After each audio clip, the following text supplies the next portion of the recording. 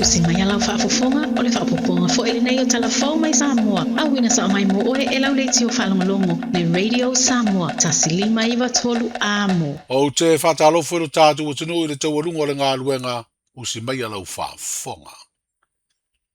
I le tausanga lua o lua whāna whiriwhiri ai se tasi o tama i te i whaamasino le tunu. Sanga lua i le whaamasinonga whaitu malo, whapea le whaamasinonga maualunga Samoa. E whaururu i aia o onga tau i to mai le tū la fono. I to tonu o le University o Waikato i New Zealand. O le masino fau i uni o le a whaatauto ai e avea ma se tasi o whaamasino. O le whaamasinonga o tālo sanga apiri a le malo ki li pati. O le whaiunga le masino fau e pe o na whailoa i se li poti. O le a taua o fia i lea whaamasinonga o tālo sanga i lea atunu. E tango fia le sue sue ino nisi o whaiunga lea whaamasinonga. Ma e to lua isi whaamasino. O le ase e whaatasiai ma le fionga i a tuala tolonga tā Professor Leilani Tuala Warren. Tolu tausanga le anga lue ai te mai te i whaamasino, i le whaamasinonga o tālo sanga le tunu o Kiripati. Ma o le tausanga e lua afe lua tolu, na whaamawai ai o ia matiute o se whaamasino, i le whaamasinonga Samoa, i na ua se e atu malo na ainga e whaamautu i New Zealand. A o te pena le mtanga aluenga leo leo, whare pui pui ma le toi fuata ina i tiute, o aso le whailunga ino le tuto tasi. Wa fea lana au nanga masani, i se foa i taua mai leo leo le malo Australia, le Australian Federal Police, o le tio fe avea i mo fe so te inga. E tu sa le lua se la wafe ta la le tau antoa, o ia masini o le afa o ngai fe so ta iei malu o le malo, i teimi o le afa atino ai le ngā luenga. Ma o ni masini au ngā tele, e vave mawai wha amtalanga o se wha lewe lave, po o se fesoa soani o lo mana o mia vave ai, le au nanga leo leo. O le sui komisina o le mtanga luenga, le sunga le a tau o le sa samuelu afa masanga, na ia talia le foa i mai sui o le au nanga leo leo le malo Australia. O le tasi leo malo, o se paanga totino o Samoa, o lo oanga le leipea ma fesoa soani, i le mtanga luenga o leo leo, whale pui pui ma le toe fua taina, i le itu i fesoa tainga. O le whātu ino le sosa iete o taula sea Samoa i ni tausanga utua nai. Na fesoa soani tele lea i le atunu e se ili i ei fufo ngā se ngā se. Stasi o whale Samoa i tua maota o le malo i le fou. Sa wha mautu i ei ta maa matina o taula sea. Lea sa ili fufo i ei le to tele. Pe ta i ele o to i ei lea au nanga. Ma ua to e fo i le wha mautu o taula sea i o lato lava nuu mawhio anga. Ma nga i atu i eile atu nu e sa ili fufo ai. O so sa iete a taula sea Samoa, na tāpunia ni tausanga utuana i peitai, o leo wa wha idoa le mtanga aluenga o ala manuia, pisi nisi maleipa, o lo lesi tala iso sa iete, o kompani mwha la tonga tuma oti, wa toe fia wha au fiatu le lesi tala, o lea so sa iete. Wa ave i neile wala au i le atu nu o le mtanga aluenga o leipa, ina i atu ina atu ni alatu talo sanga, e wha ilo ai mafua anga o le tatau, ma le tatau, o na toe le sitala le sosa iete. O le whamna tuino le tuto tasi le tausanga e lua o lua tolu, o se koni seti tele o le taleni o le musika, ma wha fia ai matangata pepese lau ilo i Samoa, wha pele Pasifika na tumu i ai tūpulanga, ma le to tele o le tanu. O le whamna tuina ai o le tuto tasi o le nei tausanga, o wha moe to e whai ai fo i lea kone seti, o le a malanga mai ei nisi o tama whanau e le atunu o mai fafo, i la tau e tale ni e le busika e wha fia ai.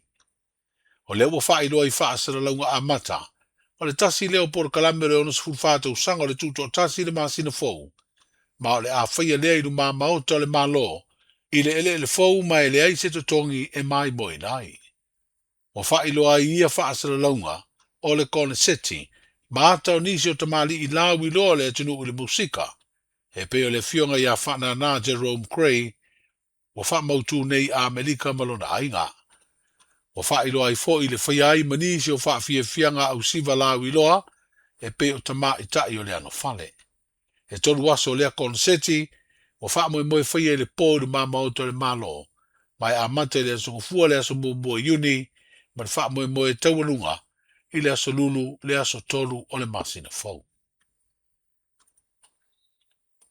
O tau mo whainga i toi a uri wha maa fola. Le loto i whale o le pūlenga le kapi Samoa i le vāo sui o le komiti wha foe o iei nei. Wha pēr sui na iai ai ua wha se e tuangalu. Sa a wai le pāle mia ma le sui pāle mia.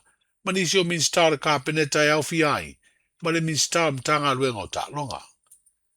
O wha sa le launga tu sa o le vaenga wha sa le lau o le talamua. Sa mori mawina ai le si o fina ngalo nisi o sui o le komiti wha foe. E au fi ele te fono. Le tō whāna mula uru samileota. Ma se tasi o tamali i sa vea masui o le komiti wha foe. A ena wha ma vai ni vai aso taluai nei. O le tō whāna mula uru samileota ma se sui o le komiti wha foe. Le fionga ia whale o ma vaenga titi mai a tafua. Na whe lafo lafua i fina ngalo i se whetū wha inga. Ma le fionga ia mata wheo George Latu o se tamali o lo i tutonu. O le i tūtino o lo o te penaina se isi iuni le kapi fau. O mata upu le loto i whale o le tā longa, nā ngā i ei lea whetū wha inga o mōri mawina le pālemia, ma sui o le kāpeneta. Peo whanga sau ngoa le whionga le pālemia, lea whionga i minska. Lafo mai a kako ka ke soa le pule. E wei tala ngoa mai sponsors. Oi le commercial director. Oi! E kere whongo. Nā mea le kau kom, mai ngoro kakia kako ka ngoa moa. E kere a roki fongo. Sa i fongo report. Nela e kau le kua malafo. Ka akia kako suala pule. Langa e kau le fia mea ia. Ia langa mlau. Ngau le sa. Ngala fa mea kere fongo. Le sa o ngā sa wanga. Sa marulua klaro fionga le pare mea. O el commercial director. Ia. Ale wa sponsor. Lal me wale au mai ele whaila ngalwe. Ia. Mai umale ele whaila ngalwenga. Ele ku mai whaila ngalwenga. Alo. Mamalulu so pa mema. Na olia na wak malu se makukal. Makukal kala moa. Ia ngale ia ngablau kala. Le mafuanga ole le fauma.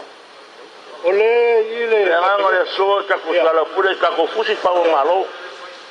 Ya ngara wo mai singa pal ka kia me ka. Le maul se pal. Aru wak ka ua fa fongal pal mi al mafuanga. Mafuanga ka ko il mele el fale kongulea. Wale fale o ia mafuanga. Ka fenga normal. Malole ia mo so ka fenga la koyo. Ela ka ko ola la fia o le il kape. Ka ka fale o kape ke ia la ko lo mafuanga. O ka ko fale kongu sa pea.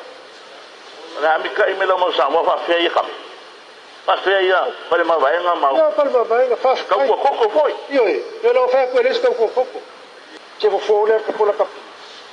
Malia usai mai ke ngakua kwala ko kala ngoi polisi me va mol bole ka se fa pela kala ni o me ia kupu mai ika kola kapi fa mol moli au ko ke avea ile fionga le pale me mi se au ko ke ol pale mia le mo sa me ol pale mia o ile de me se pale te fa fonga mai e fa fonga mai e la o fionga fa fonga mai e le mo fa lo le me ho ei le fa fonga mai foi se le fa longo ngai lau sangwa oile ke me sei se fa kari ole ngai kongo le por de umila le ngai le por ale ke ku inga la kapile lu su ka sanga ole ole ku rosfu o ai ku ai kai ko kongo le por ka sanga ngai ko ai sei a fa nga kongo le se nga o se ko pe ese me fa nga o le sei le mo no se ke mal malama usai mai ke mal malama ka ko la ia inga Kamu ka o se o se kolepa o le se star ka feo ko na mula ulu ma falo ma venga ele o folinga ia o le so e nga kue ka unga va ia ku e ka ko malo ele o le nganga ko ile o manga ku e kalor ka ko karmonga ile so e lava lo mga ku mawalunga sia o le paia o ainga makapa au ngai nga le paia foi falo podo kofinga ngai nga amula usami ka kaunga lava la wongsa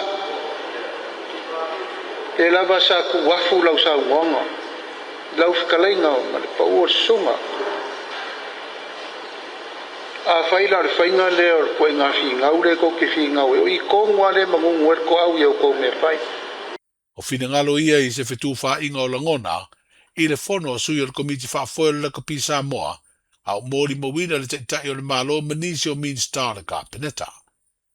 O whailo mai se mori mau wha tuatuaina na awa I lea whilo inga. Wa vatu le fina ngalo I la tau o lo fua e wha tu se isi uni le kapi. Ina ia wha se ese ma le pulenga le tālonga le kapi ma le komiti wha foe. I la tau o lo iai tofi whai pule le pāle mene. Wha pea sa avea ma whai pule. O le lātou mau, e le te tau on toi iei ni tangata o a fia I polokiki, I le tonu o le pūlenga o le tālonga. O lo iei fo I se manao wa tu ina atu o le komiti wha foe le kapi Samoa, o te tau na toi teu le wha vai o le pūlenga o lea tālonga. Manuia le wha ingo le vai aso I si o tātou utano o, soifua.